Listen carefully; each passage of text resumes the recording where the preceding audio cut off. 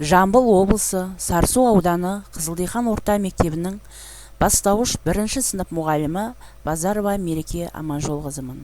Мен сіздерге бірінші сыныптың математика пәні бойынша сабағымды ұсынғалы отырмын. Сабақтың тақырыбы жиын дегеніміз не?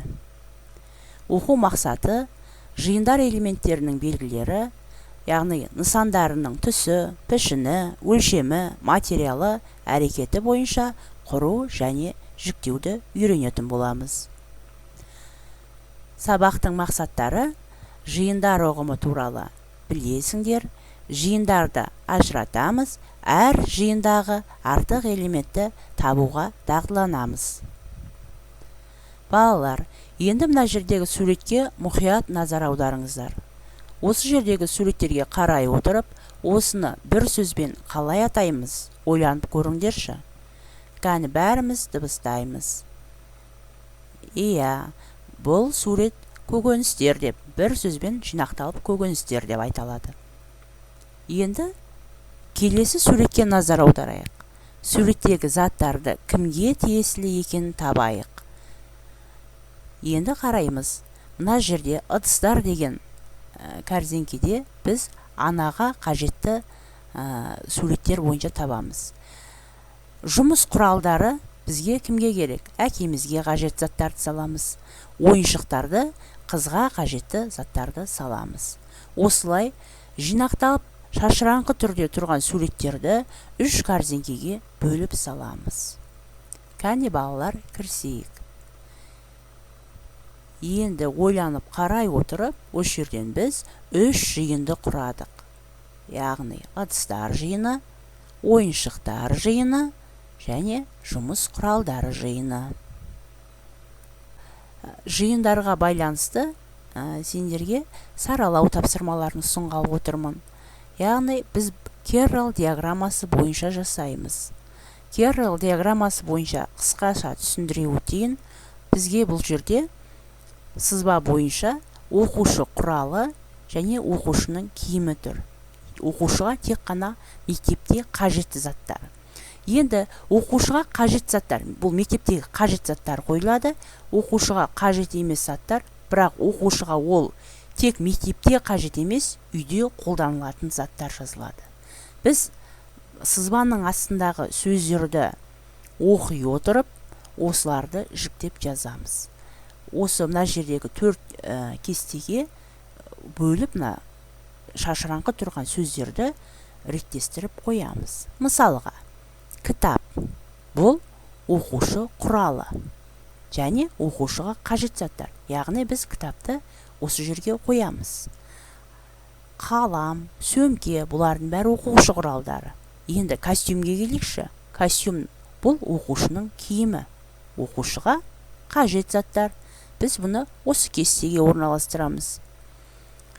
Сол секілді жейде, бантик, галстук бұл да осы топтарға ұсынылады.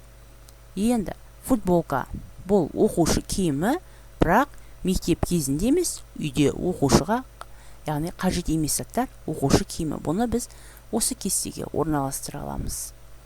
Кепканы да, яғни оқушы құралы мына жерде доп, ұялы телефон деген, бірақ ол оқушыға қажет емес заттар. Оқушы құрал, оны біз мына кестеге орналастыра аламыз. Міне, біз осы Керрол диаграммасымен жұмыс жүргізе отырып, нені білдік? Тағы да осы жерде әр түрлі жиынға бөлуді үйрендік. Балалар, мен сіздерге тағы да мына жерде кілтпен жұмыс әдісін ұсынғалы отырмын. Бұл өте қызықты, жазылым дағдысын бізге қалыптастырады. Осы арқылы біз есеп шығарып та үйренеміз. Енді мұқият сызбаға қараймыз. Мына жерде сызбалар орналасқан. Осы сызбалар бойынша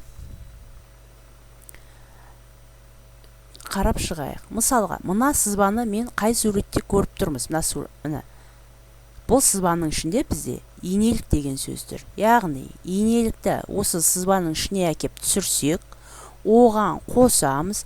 Енді мына сызба қай жерден көрініп тұр? Ол үшін тағы да жоғарыдағы кестеге қараймыз. мына сызба бізде мінекей осы сызба шегіртке деген сөзде кезігіп тұр. Осы жерге шегірткені қосқанда бұдан қандай жиындар шықты? Тең есеп шығарамыз, жәндіктер жиыны шықты. Сол секілді мына сызбаға мұқият қараймыз. Тура осы сызбаны үстінде кестеден көрейік. Біз бұл жерден алма деген сөзді оқып тұрмыз. Оған қосамыз мына сызба. Бұл жерден бананды оқып тұрмыз. Яғни бұлар қандай жиынға жатады? Дұрыс айтасыңдар, бұлар жемістер жиыны. Келесі сызбаға қарасақ, бұл жерде біз нені оқимыз? Төрт бұрыш қосамыз. Мынау не бізде? Барлық жағы бұл жерде тек бізде үш бұрыш деп жазылып тұр. Үш бұрышты қоямыз. Сонда бізден геометриялық фигуралар жиыны құрастырылды. Енді ең соңғы тапсырма, мұқият қараймыз. Бізде бұл жерде ағаштар деген сөз жазылған. Оған қосамыз. Мына сызба бойынша қарасақ, гүлдер, яғни тең өсімдіктер жиыны.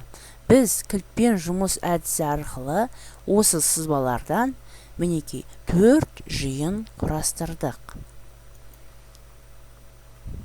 Жарайсыңдар балалар. Енді жазылым дағдымызды қалыптастыру үшін жиындарды ажырата білейік. Суретпен жұмыс жасайық. Яғни табиғатта жиындар элементін атаймыз, артығын табайық. Осыған байланысты біз есептер шығарамыз. Әр жиындағы артық элементті табамыз. Мысалға, бірінші суретті қарайтын болсақ, бұл жерде жәндіктердің жанында тағы қай сурет тұр? Балық тұр. Яғни жалпы бізде берілгені 4 саны, азайтамыз. Артық сурет бізде балық.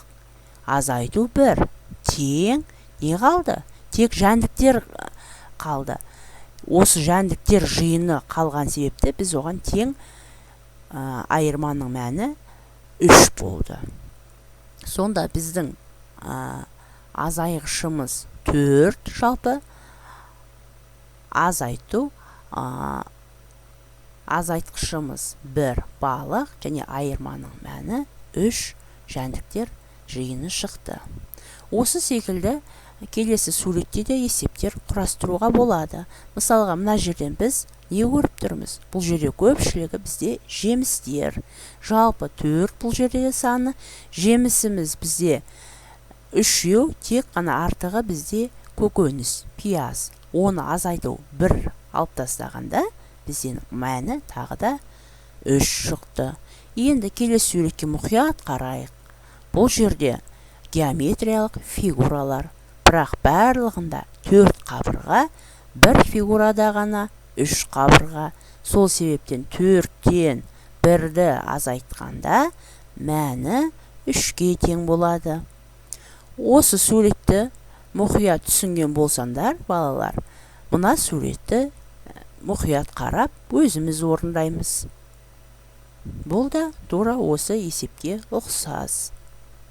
Мұқият қараймыз. Бұл жерде ағаштар жиыны және де гүлдер жиыны, жәндіктер жиыны болып, тағы да 3 жиын құрастырылып тұр.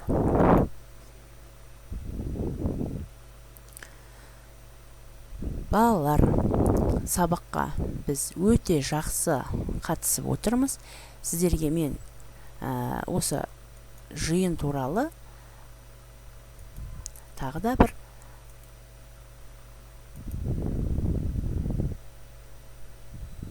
мына жердегі суреттерге мұқият қараймыз. Шашыраңқы суреттер тұр бізде. Енді бізге тапсырма берілмей тұр, біз еш нәрсе орындай алмаймыз. Сол себептен бізде мынандай тапсырма беріліп тұр. Ыдыстар жиыны және ойыншықтар жиыны. Қане балалар, енді осы суреттерді әр қайсысына тез-тез бөле қоямыз. Біз жиындар туралы ой қалыптастырдық. Қайсысы ыдыстар жиыны және қайсысы ойыншықтар жиыны. Қане, кім тез ойланады? Сұрақ қойып және сіздер жауап бергендеріңізді қалаймын. Бірінші, балалар жиыны мен ересектер жиынын біріктірсек, қандай жиын шығады? Қане ойланамыз. Балалар жиыны мен ересектер жиынын біріктірсе, бізде әрине отбасы жиыны шығады. Екінші тапсырма. Сынып оқушылары жиынынан қыздар жиынын алып тастаса, қандай жиын шығады? Ойланамыз. Сынып оқушыларынан қыздар жиынын алып тастасақ, онда бізде әрине ұлдар жиыны шығады. Мінекей балалар, осындай тапсырмаларды үйде бірнеше тапсырмалар ойластырыңдар. Осыған байланысты біз жиын туралы сабағымызды жақсы меңгерген секілдіміз. Енді сіздерге серкіту сәті есебінде мен тағы бір тапсырма ұсынғалы отырмын. Суретке назар аударайық. Осы суреттен ненің сұлбасын көріп тұрмыз? Кәне бәріміз бірдей ойланамыз. Әрине бұл қаз. Өте дұрыс. Келесі суретке қараймыз. Ненің сұлбасына қатты ұқсайды? Жауабы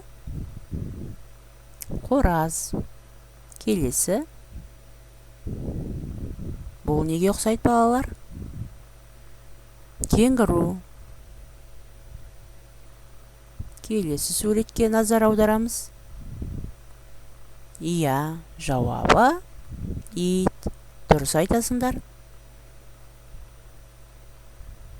Келесі тапсырма. Бұл неге қатты ұқсайды? Әрине, мысық.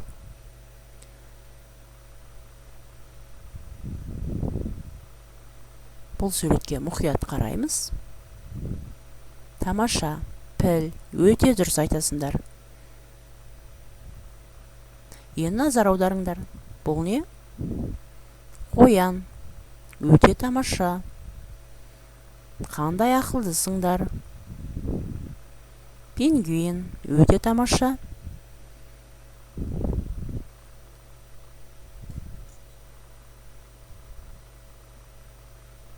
Бұғы.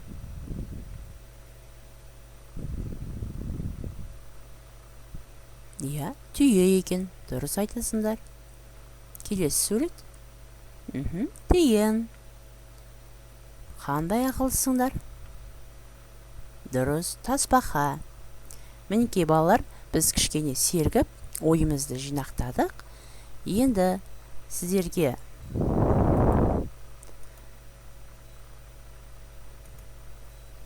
бүгінгі сабақтан не алдыңыздар?